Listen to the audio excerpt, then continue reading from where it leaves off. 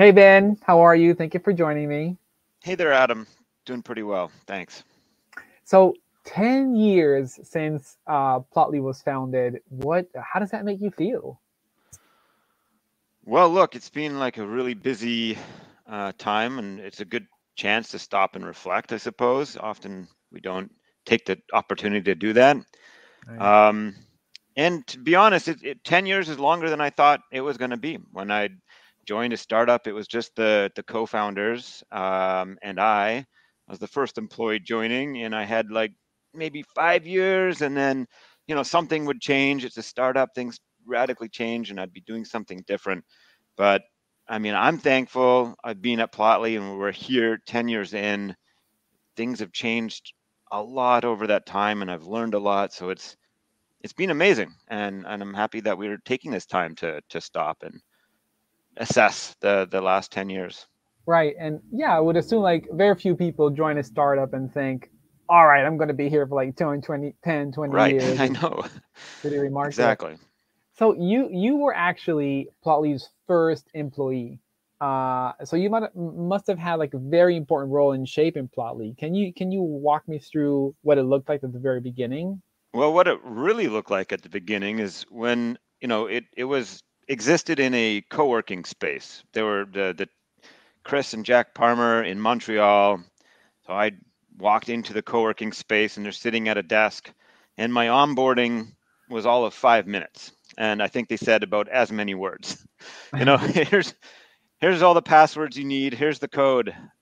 Here's a big list of things we need doing. Now, so it kind of that classic startup, just roll up the sleeves and get started. And that was the big impact in the early days. It was just, you know, getting code written, features built, and getting this out to people and hearing their feedback. So that the faster we could do that, the better it was. And so that was what the name of the game was in those very early days. And when you say it was about building the code and just getting this out to people, what do you mean by this? Was it the Plotly JS, Chart Studio?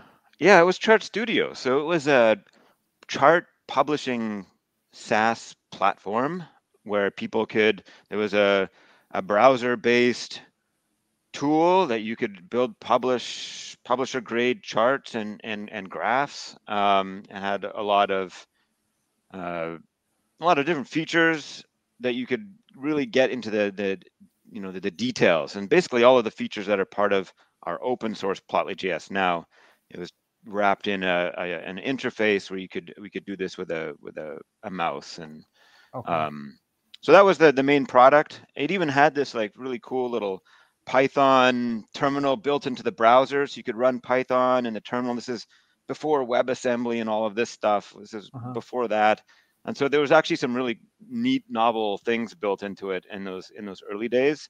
Some of them didn't survive bit of user testing and seeing what Right. people really wanted, but there's a lot of really interesting things being built.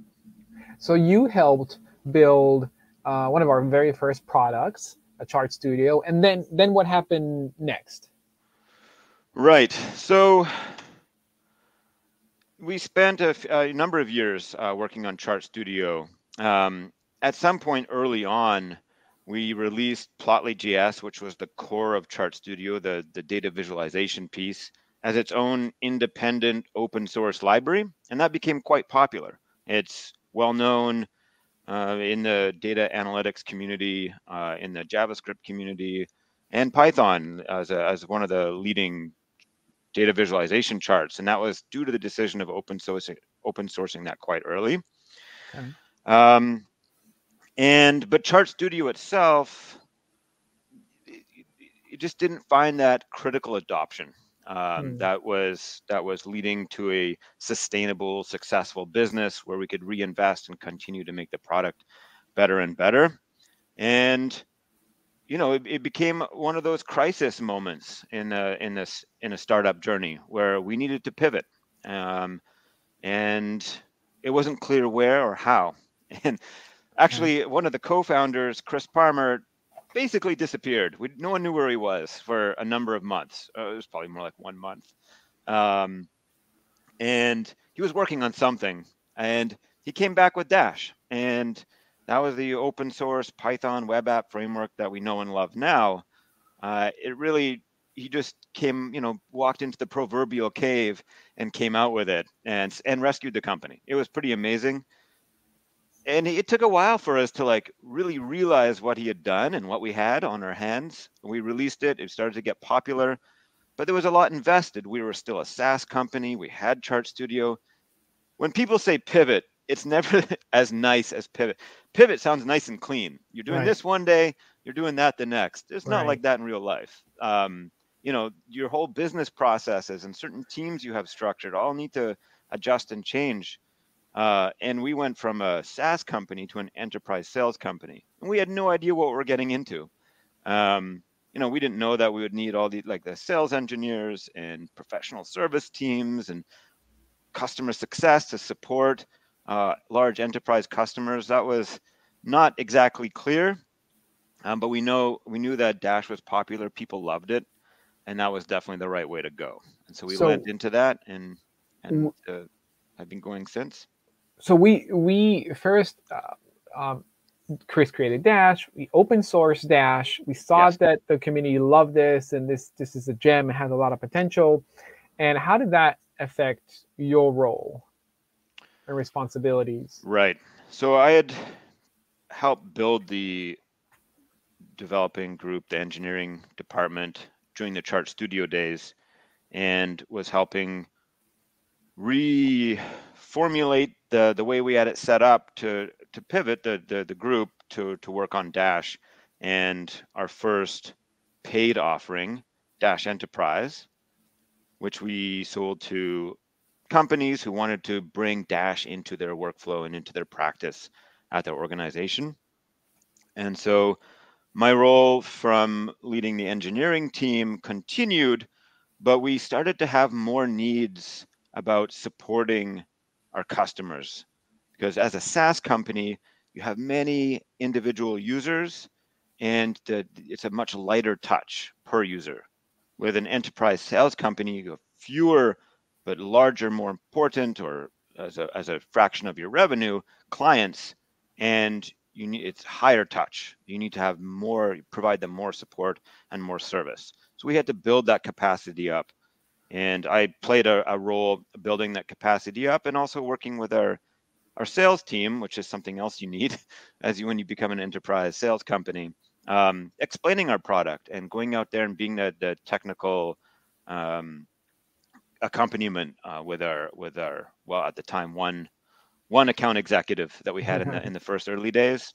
So that's kind of the sales engineer role and the start of that team's growth as well at Plotly. So your role really changed from an individual contributor and code writer to somebody that's leading a department, hiring people. How did you feel about that? Like your new role today that looks completely different. Is this something that Right. you're proud of? Yeah, I guess the way that happened is I've always tried to do what is best to move Plotly forward where we know it needs to go. And in the early days, that was being a developer, but it quickly became we need someone to help hire, mentor, and organize a group of developers. And so I started playing that role. And that is something that I really enjoy doing. And I love working with people and talking to people about how we can work together better. That's something that I happen to love doing as much as I like writing code, or maybe even more so. So that's something I took on because it needed doing, but I also enjoyed doing, and so that was clearly a role that I was happy to continue playing. But as we shifted to the enterprise sales, there became another need, and that is basically to build up the customer-facing groups at Plotly.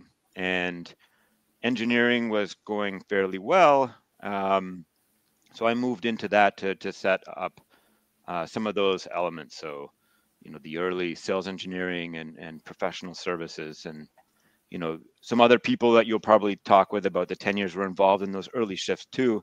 Chelsea was there right there in customer support, setting it up in the very first early days. Right. So you've obviously had a long journey. What are some things that stood out to you?